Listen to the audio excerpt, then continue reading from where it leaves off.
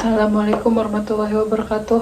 Kami dari Sastra Jepang, kelas B, angkatan 2022. Saya Aisyah Rafati, NPM 41.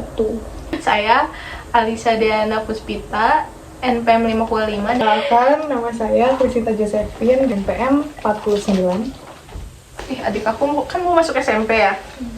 Terus zonasi ya, jadi masih susah. ya? Masih. Tapi kalau yang sekarang itu kan zonasinya lebih ke kayak jalur prestasi, jalur zonasi, sama jalur akademik gitu. Tapi akademiknya rapot gitu. Kalau dulu mah, zaman aku mah kayak jadi satu jalur tapi berapa presentasenya tuh kayak berapa persen zonasi, berapa persen. Kalau kalian gimana? Sama gak sih? Kayak gitu ya, masih kayak gitu. Di aku Jakarta juga kayaknya 60-40% deh perbandingan si zonasinya, tapi lebih banyak, jadi 50%. Iya. Dibagi dua ya, kayak ada yang 100% zonasi sama 50-50 gitu loh. Yang 50% zonasi, 50% lagi dilihat dari NEM-nya gitu. Ada juga sebagian yang Kalau kayak gitu. Iya. Di aku 60%, 40%, tapi lebih banyak dilihat dari zonasinya. Oh iya, angkatan kalian mah udah ada yang zonasi full ya kayaknya. Kalau di aku kayaknya belum deh waktu itu. Kayak masih ada Kamu angkatan 21? angkatan 21. Tapi aku tuh ya waktu zonasi keluar tuh kayak merasa aturan itu tuh bagus, tapi satu sih gak bagus. Soalnya kayak kalau misalnya bagusnya tuh kayak kan dekat kan, jadi kayak kita bisa jalan kaki gitu kan, terus kayak jadi mengurangi polusi karena kendaraan gitu, sama kayak gak ada kata telat gitu kan. Oh, itu bener banget. Betul. Soalnya kan kalau di Jepang dulu kayak apa sih, kayak waktu kalau di Jepang tuh pas SD-nya mereka tuh kayak beneran nyari SD tuh yang dekat-dekat rumah aja gitu loh. Pas baru SMP ke SMA-nya baru Yang jauh. yang bagus, nyari yang bagus aja gitu. Gitu. Kalau dibandingin fasilitas SMA negeri Bandung sama Jakarta juga masih bagusan Jakarta deh kayaknya. Kamu negeri kan ya? Jakarta. Iya, aku negeri di Jakarta. Kayaknya juga bagusan Jakarta deh dibandingin Bandung kayaknya. Di Bandung juga kayak ya itu. Tapi kalaupun di Jakarta, aku juga ngerasanya tuh nggak semua sekolah itu sama rata gitu loh. Ya, Fasilitasnya dan cara belajarnya juga, even walaupun sesama daerah di Jakarta, Jakarta Selatan aja tuh antara satu sekolah dengan yang lain itu juga masih punya perbedaan-perbedaan. Iya sih, sama.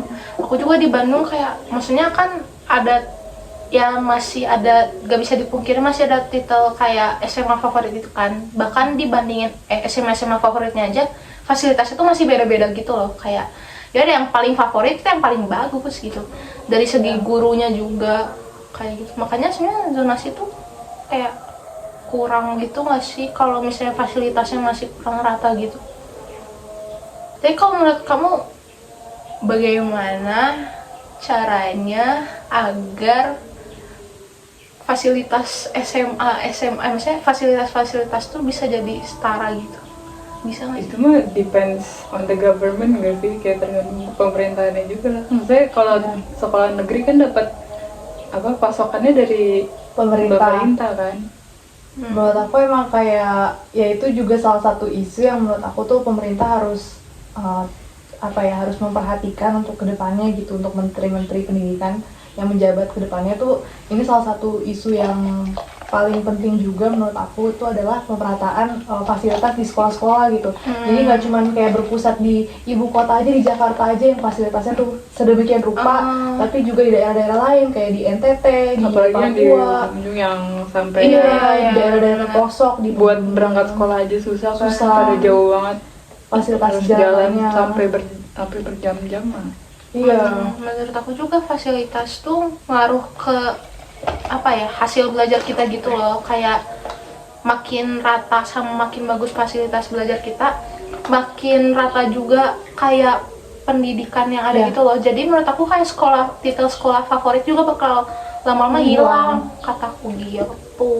Dan menurut aku juga title untuk sekolah favorit itu nggak terlalu penting sih, karena sebenarnya balik lagi yang terpenting itu semuanya dapat fasilitas yang sama, dan jadinya tuh semuanya dengan fasilitas yang memadai, yang rata dan bagus, ya itu otomatis akan meningkatkan pendidikan dari masing-masing orang dan meningkatkan SDM juga ke depannya. Tapi kemarin tuh terakhir entah di angkatan aku atau mulainya tuh angkatan setelah kalian, aku lupa. Mulainya tuh bukan dari fasilitas tapi dari guru gitu loh. Jadi guru tuh di Bandung di rolling gitu kayak, tapi aku nggak tahu sih sekarang masih jalan atau enggak. Tapi kalau misalnya seandainya guru di rolling itu menurut aku kayak salah satu langkah yang bagus juga gitu loh. Kayak yang guru juga kan salah satu fasilitas sekolah kan. Iya. Kan Aset tenaga terpenting. tenaga pendidik lah. Jadi juga dengan di rolling gitu kayak menurut aku juga itu salah satu cara untuk cara buat pemerataan pemerataan kayak gitu pendidikan, sih. Dan aku juga ngerasa gaji guru-guru tuh juga harus dinaikin Wah, nggak itu sih? kan Iya, bagus sih. bener banget. Karena memang aku tuh ngerasa salah satu kayak faktor yang bikin orang-orang itu nggak pengen jadi guru atau ngelamar jadi guru itu juga karena itu sih. Gaji Iya, bener-bener. stereotipnya juga kalau Iya, gaji. Bener banget. untuk honor guru tuh sepertinya perlu ditingkatkan biar makin banyak SDM yang ingin menjadi guru gitu. Dan juga ya guru mendapatkan pastinya hak yang sesuai lah dengan apa yang harus dia ini ya. Pemerataan juga terhadap guru-guru gitu. Dan fasilitas kalau misalnya memang guru-guru itu ingin di rolling pergi ke daerah-daerah lain. Kayak istilah jadi guru, maksudnya jadi guru tuh pekerjaan yang terhormat tuh kayak udah nggak dipentingin lagi, udah kayak udah nggak digubris lagi gitu. Kayak orang-orang udah kayak ngapain sih jadi guru gitu ya sih. Itu loh yang lagi rame tuh karena UKT naik tuh sempat ada berita kan kalau dibilang itu pendidikan tuh kebutuhan kuliah tuh salah satu kebutuhan pendidikan yang tersier gitu. Padahal maksudnya tuh bukan kayak gitu. Terus itu jadi Kuliah tersier. Iya kan, makanya kayak Wah itu Pada rame cuit-cuit banget gitu, sih terus. pas gila ya. muncul kata tersier. Iya, Langsung. itu parah banget sih. Kayak harusnya kan pendidikan tuh hak semua orang tanpa terkecuali. Iya, dan penting, jadi harus disamaratakan itu semua orang tuh perlu pendidikan gitu. Betul. Aku tahu sih kayak kuliah tuh kadang kayak kita bisa dijeda dulu gitu loh, kayak maksudnya nggak usah harus pas SMA langsung kuliah, cuman ya bukan berarti kita menghilangkan kesempatan buat orang-orang yang menunda tuh buat gak kuliah sama sekali gitu loh. Kuliah itu privilege, cuman untuk pendidikan itu wajib gak sih? Kayak Benar. iya kan? Kuliah itu privilege tapi pendidikan itu wajib. Dan kayak kalaupun kan kadang ada yang mikir ya kayak SMA tuh udah cukup atau SMK tuh udah cukup. Cuman masalahnya di sini tuh aku ngerasanya SMA sama SMK di Indonesia tuh kurang buat kayak sekedar buat lulusan, maksudnya buat bekerja gitu loh, maksudnya kayak soalnya mungkin karena kita nggak ada budaya part time juga gitu loh, kayak part time buat anak SMA SMK kayak gitu kan. Jadi kayak ketika mereka lulus tuh menurut aku masih kurang juga kalau nggak kuliah kayak gitu.